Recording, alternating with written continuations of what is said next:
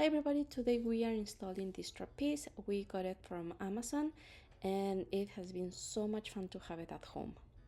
Inside the package you will have the plastic handles, the wood swing bar, the rope, and of course the screws. The only additional thing that we bought was a piece of wood to install it on the roof.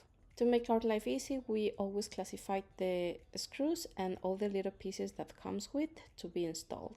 By the way, the trapeze already comes established and put in place.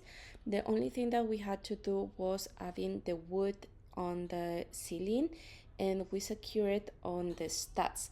If you are adding a piece of wood as well, make sure to add it on the studs, because of course you're going to put a lot of weight on the trapeze and you don't want the ceiling to fall out, because that could be extremely dangerous. After securing it, we just add the hooks and connect it to the ropes, and finally adjust the length so my kid can use it. We have this trapeze for 2 years already and still in good condition, so we really like it. It's very fun to have one of these at home for sure. Interesting enough, the material has been very resistant. My husband and I, we both use the trapeze once in a while and everything has been perfect. So that's the video for today. Thank you so much for watching. See you soon. Bye.